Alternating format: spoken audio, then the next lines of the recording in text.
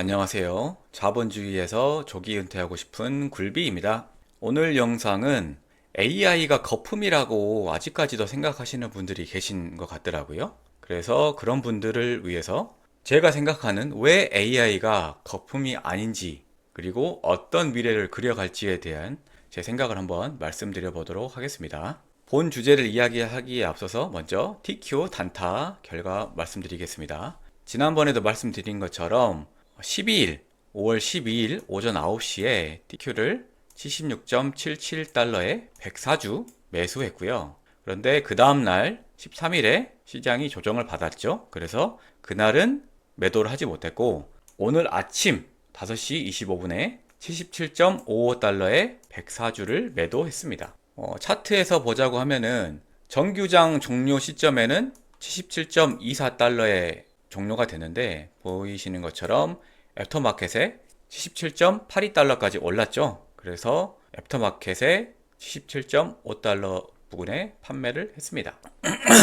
그래서 얻은 수익은 약 11만원 정도입니다. 화면에 보이는 16만원이라는 숫자는 제가 SPYM을 두 주씩 매도하고, 이 중에 한 주 정도 가격이랑 QLD랑 가격이 비슷하거든요.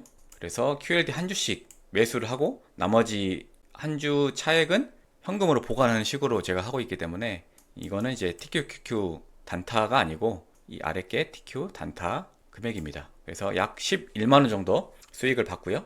이거를 일자별로 정리를 하면 이렇습니다. 보통 제가 1% 정도 수익을 목표로 하고 있기 때문에 거의 10만원에서 뭐 14만원 정도, 이 정도가 1000만원의 한 1% 정도 수익이고요. 뭐 44만원, 30만원 정도 되는 거는 하루에 두 번 단타를 했다거나 아니면은 한 2% 정도까지 수익을 본 날들입니다. 그래서 지금까지 4월, 5월 현황은 이렇습니다. 4월에는 4월 17일부터 말일까지 해가지고 한 200만원 정도 수익을 봤고요. 5월 같은 경우에는 오늘까지 해서 137만원 정도 수익을 봤습니다. 그래서 누적 수익은 약 346만원 정도 됩니다.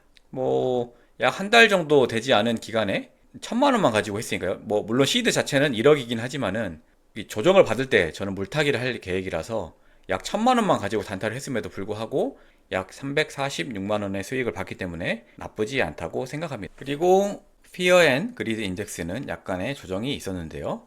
어제 이틀 전에는 67이었던 게 오늘 기준으로는 66으로 1 조정 받았습니다. 근데 시장이 올랐는데도 1이 떨어진 거는 특이한 현상이긴 한데, 어쨌든 거의 거기서 거기니까 별 차이는 없다고 보셔도 되겠습니다. 아직 탐욕 상태입니다.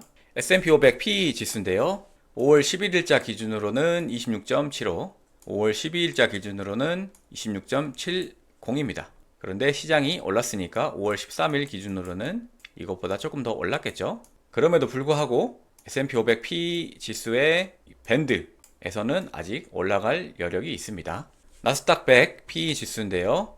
5월 12일 기준으로는 37.93, 5월 13일 기준으로는 38.32입니다. 그런데 말씀드린 것처럼 이게 20년 기준으로 했을 때는 38 부근이 거의 꼭지이기 때문에 제 개인적으로는 더 상승하기는 어렵지 않을까라고 생각을 하는데, 뭐 시장은 예측이 불가능한 곳이니까요. 본론으로 돌아와서 제가 왜 AI가 거품이 아니냐고 생각하는 이유를 말씀드릴 건데요.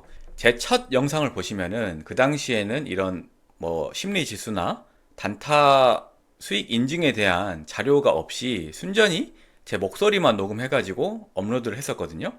그런데 그냥 목소리만 나오면은 여러분들 집중도가 떨어지니까 이런 식으로 화면에 제가 자막을 입혔습니다. 그런데 제가 첫 영상에서 말씀드린 것처럼 제가 8억을 모았다고 했잖아요. 그런데 이 8억 중에 거의 대다수가 투자 수익보다는 제 월급을 통해서 모은 게 거의 대다수거든요. 그러니까 그 말은 뭐냐? 저는 굉장히 소비하는 거를 꺼려하는 성격입니다.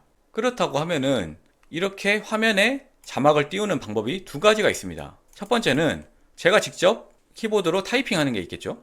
두 번째는 이 프로그램을 이용해 가지고 자막을 다는 게 있습니다. 그러면은 여러분들이 생각하시기에 저는 어떤 걸 선택했을 것 같으신가요?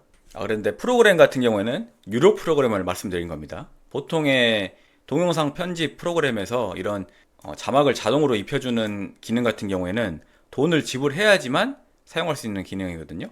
뭐 말씀드린 것처럼 제가 거의 대다수의 자산을 저축으로 모았을 정도로 돈을 아끼기 때문에 타이핑 했을 거라고 생각하시겠지만은 둘 다 아닙니다. 정답은 뭐냐? 제가 AI를 이용해서 프로그래밍을 해서 제 컴퓨터로 돈을 쓰지 않고 자막을 입혔습니다. 보시는 것처럼 챗GPT에다가 이렇게 제가 명령어를 썼습니다. MP4 영상에서 자막을 자동으로 추출하는 파이썬 코드를 만들어줘 라고 입력을 하니까 뭐 이 영상을 시청하는 대다수의 분들은 프로그래밍을 하지 않으셨을 테니까 뭐가 뭔지 모르시겠지만은 이런 식으로 파이썬 코드를 짜줍니다. 그러니까 저는 그냥 글자로 이렇게 코드를 짜달라고 하니까 챗GPT가 이렇게 프로그래밍을 해준 겁니다. 그러니까 저는 프로그래밍을 1도 모르는 사람임에도 불구하고 이렇게 AI를 활용해서 프로그래밍을 할 수 있는 겁니다. 더 충격적인 거는 이걸 한번 돌려봤거든요. 그런데 이렇게 오류 메시지가 뜨면서 실행이 안 되더라고요. 그래서 저는 어떻게 했느냐, 그냥 그 오류 메시지 뜬 거를 그대로 복사 붙여넣기 해가지고 챗GPT한테 물어보니까 왜 이런 오류가 나왔는지 분석까지 해주면서 해답까지 제시를 해줍니다. 그래서 이 해답을 제가 실제로 적용을 하니까 아까 보신 것처럼 자막을 영상에서 추출할 수 있는 기능을 무료로 사용할 수 있었습니다. 여기까지 말씀드리면은 아니 그거 영상 프로그래밍에서 뭐 월에 3만 원 정도 아껴봤자 이 정도의 주가가 정당화 되느냐라고 말씀하실 분들이 계실 건데, 여기서 이제 제가 생각하는 AI의 미래를 말씀드리면은 저는 AI가 지금 사람들이 하는 대다수의 사무직 노동을 대체할 거라고 생각을 합니다. 여러분들이 어떤 나라의 부유함을 보여주는 사진 같은 게 있잖아요. 그러면은 보통의 그러한 부유함을 보여주는 사진은 뭐냐면은 그 나라의 가장 좋은 상업지구를 보여주는 겁니다. 그러니까 그 말은 뭐냐? 사무직이 유지되는데 들어가는 비용이 어마어마하게 많다는 말입니다. 예시를 들어드릴게요. 가장 유명한 이런 프로그래밍 관련해서 가장 유명한 기업은 누가 뭐라고 해도 구글이겠죠. 구글이 2025년도에 얻은 영업이익이 약 175조입니다. 그런데 이러한 구글이 뭐 거의 대다수가 이런 프로그래밍 하는 사람들에 의해서 인건비가 나갈 거잖아요. 그러면은 그러한 구글의 인건비가 매출에서 차지하는 비율이 어느 정도냐? 약 15에서 18% 정도입니다. 그러면은 2025년 기준으로 했을 때 구글의 매출액이 약 548조니까 이 인건비는 약 80조가 됩니다. 그러면은 이 80조라는 금액은 뭐 조금 과장을 해가지고 구글이 2025년도에 얻은 영업이익의 약 50% 정도가 된다는 말이거든요. 그러면은 물론 100% 사람을 대체할 수는 없을 겁니다. 그런데 앞서 예시에서 보여드린 것처럼 챗GPT를 통해서 프로그래밍이라는 게 가능하잖아요. 저같이 아무런 프로그래밍을 할 수 없는 사람임에도 불구하고 프로그래밍이 가능합니다. 그러면 그 말은 뭐냐? 지금 구글이 고용하고 있는 프로그래머 중에서 예를 들어서 한 절반만 해고한다라고 해도 그 절반의 인원이 챗 GPT를 자기의 어시스턴트로 해가지고 프로그래밍이 가능하다는 말입니다. 그러면 약 40조가 절감이 되고, 그럼 그 말은 그 절감된 비용이 구글의 영업이익으로 돌아간다는 겁니다. 그런데 한 발 더 나아가서 사무직 노동뿐만 아니라 저는 장기적으로는 육체 노동도 대다수 AI로 대체될 거라고 생각을 하거든요. 제가 영상을 보여드리지는 못하지만은 보시는 거는 보스턴 다이나믹스라고 현대차가 인수한 미국의 이 로봇 기업이죠. 이 로봇 기업이 개발한 이 상하차 로봇이 물건을 싣고 내리는 모습을 보여주는 영상입니다. 이거 구글에 영상 찾아보시면은 바로 나오거든요.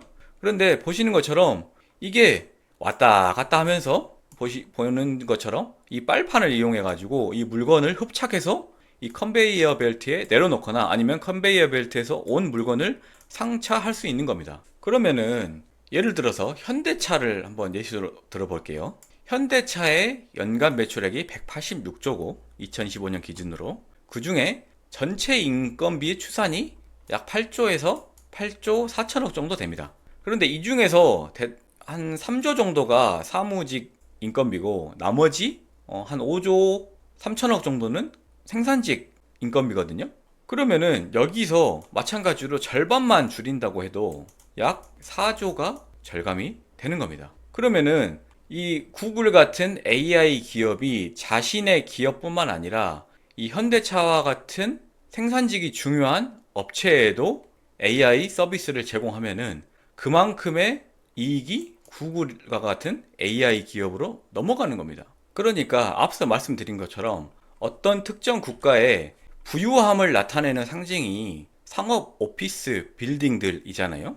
그러니까 그 말은 그러한 인력이 AI에 의해서 대체된다는 말은 그러한 부들이 전부 AI 관련 기업으로 빨려 들어간다는 말입니다. 그렇기 때문에 저는 지금 AI 기업들이 받고 있는 이 시가총액이 전혀 거품이 아니라고 생각합니다. 왜냐?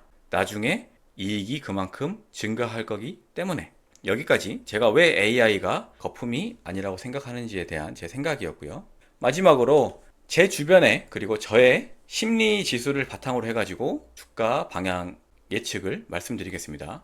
어제까지는 이 문구가 없었는데 기본적으로 주식이라는 거는 인플레이션 그리고 생산성 향상의 요인 때문에 기본적으로 우상향합니다. 그렇기 때문에 뭐 아무 뉴스가 없다고 하더라도 주식은 올라간다는 것을 가정하는 게 맞기 때문에 이 문구를 추가했고요. 그러면 상승 요인이겠죠. 그리고 아까 뭐 방금 제가 AI 기업의 가치 평가가 거품이 아니라고는 말씀드렸지만은 제 심리 상태 자체는 떨어질 것 같습니다. 왜냐면은 올라도 단기적으로 너무 많이 올랐기 때문에. 그런데 저는 완전히 개미이기 때문에 이러한 저의 떨어질 것 같은 심리는 시장이 오를 것 같은 신호라고 볼 수 있겠죠. 그리고 주식을 매수하고 싶은 심리가 있냐라고 하면은 저는 없습니다. 그러면 이건 중립이고요. 그리고 오늘 마침 제 친구 단톡방에 장이 시작하기 전에 국장의 어떤 종목을 매수하고 싶다는 의견이 올라오더라고요. 그래서 이거는 시장이 하락할 것 같은 요인이라고 볼 수 있겠죠.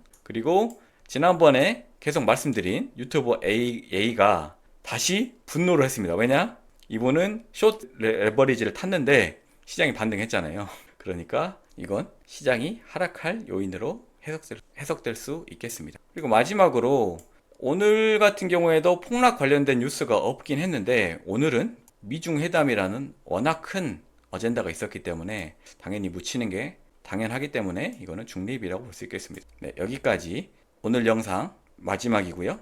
오늘도 영상 시청해 주셔서 감사합니다.